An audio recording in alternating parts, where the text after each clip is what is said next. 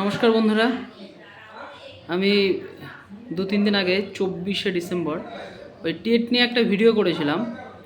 এমনি মজার ছলে করেছিলাম আর কি। তো সেটা অনেকে মজা ভেবে নিয়েছে আর কি, আবার অনেকে নেয়নি, অনেকে অনেক রকম কমেন্ট করছো। অ্যাকচুয়ালি ভিডিওটা ছিল আমার মজা করার উদ্দেশ্যেই, কারণ এত টাফ প্রশ্ন হয়েছিল যার জন্য পরীক্ষা দিয়েছে আর কি বলবো। সেরকম তো প্রিপারেশন সবসময় থাকে না। এবার তারপরে আবার এই প্রশ্ন, এবং সেটা ওই 2.5 ঘন্টার মধ্যে কমপ্লিট করা চারটিখানি কথা না। তো সেই জন্যই মজার ছলেই ভিডিওটা বানিয়েছিলাম।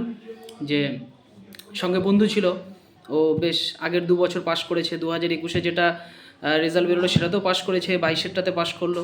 তো ওর সঙ্গেই একটা ভিডিও করলাম। তো অনেকে দেখছি আবার নেগেটিভ মন্তব্য করছো। তো ভিডিওটা পুরোটা একটু দেখো, দেখে বোঝার চেষ্টা করো আমি কীভাবে কী বলতে চেয়েছি। কারণ আমি প্রথমে শুরুতে বলেছিলাম যে আমি ম্যাথে ক্র্যাক করব 28.5, তো সেটা তো কখনোই পসিবল না।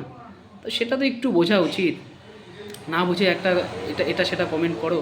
আর এটা মজার ছলে, এবং আমি আমাদের মানে কি বলবো, তোমাদের চাকরি যারা আছো, আমার থেকে জুনিয়র যারা চাকরির পরীক্ষা দিচ্ছ আর কি রিসেন্ট, তাদেরও যেন চাকরিটা ঠিকঠাক হয়, সবাই যেন ঠিকঠাকভাবে নিজের গন্তব্যে পৌঁছতে পারো, সেই জন্যই শিক্ষামন্ত্রীকে নিয়ে একটা টিপ্পণী করা। তাছাড়া এমনি আমার কোনো উদ্দেশ্য ছিল না।